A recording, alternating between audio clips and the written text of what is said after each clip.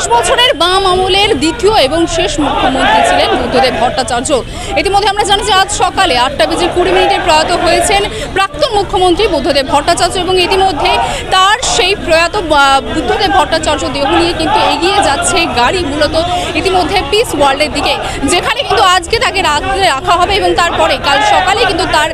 দেহ কিন্তু দিয়ে দেওয়া হবে। কারণ তিনি তার মৃত্যুর আগে তিনি কিন্তু বলে রেখে গেছিলেন যে তার দেহ দানের জন্য। আপনি জানি রাখি যে বেশ কিছুদিন ধরেই কিন্তু শারীরিকভাবে অসুস্থ ছিলেন বুদ্ধদেব ভট্টাচার্য এবং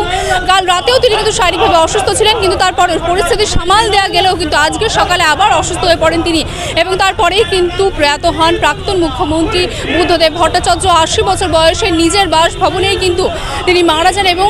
তার সেই মৃত্যু বা প্রয়াত বুদ্ধদেব ভট্টাচার্যের মৃত্যুর পরে কিন্তু তাকে শ্রদ্ধাঞ্জলি জানাতে মূলত বলতে পারেন বামফ্রন্টের একাধিক নেতৃত্ববৃন্দ থেকে শুরু করে বামফ্রন্ট ছাত্র সংগঠনের সকলে কিন্তু যোগদান করে। রাজ্যের মুখ্যমন্ত্রী মমতা বন্দ্যোপাধ্যায় তিনি এখানে এসেছিলেন, তিনি এখানে এসে বুদ্ধদেব ভট্টাচার্যকে কিন্তু শেষ শ্রদ্ধা জানিয়ে গেছেন এবং তার পাশাপাশি কিন্তু রাজ্যপাল সিভি আনন্দ বোস তিনিও কিন্তু এখানে এসে শেষ শ্রদ্ধা জানিয়ে গেছেন বুদ্ধদেব ভট্টাচার্যকে। এবং এই মুহূর্তে আপনাদের জানিয়ে রাখি যে তার কিন্তু দেহকে নিয়ে চলে হচ্ছে পিস ওয়ার্ল্ডের দিকে এবং সেই পিস ওয়ার্ল্ডেই কিন্তু তার দেহ আজকে রাখা হবে এবং তারপরেই তাকে কিন্তু আগামীকাল কিন্তু তার দেহ তুলে দেওয়া হবে হাসপাতালে, যেভাবে তিনি বলে রেখে গেছিলেন তার দেহ দানের জন্য। কারণ ইতিমধ্যে তার চক্ষুদান সম্পূর্ণ হয়েছে, তার চক্ষু কিন্তু নিয়ে যাওয়া হয়েছে, কিন্তু শুধুমাত্র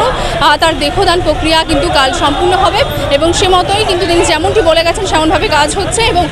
দেখতে পাচ্ছেন যে তার দেহ কিন্তু ইতিমধ্যে পিস ওয়ার্ল্ডের দিকে এগিয়ে নিয়ে যাওয়া হচ্ছে। তার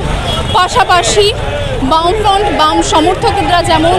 তাদের ভিড় রয়েছে, তার পাশাপাশি বামফ্রন্ট ছাত্র সংগঠনের তরফ থেকে তারা কিন্তু সেই গাড়ির সঙ্গে পায়ে পা মিলিয়ে চলছে এবং তার পাশাপাশি কিন্তু দেখা যাচ্ছে যে বাম যারা নেতৃত্ববৃন্দরা রয়েছেন তারা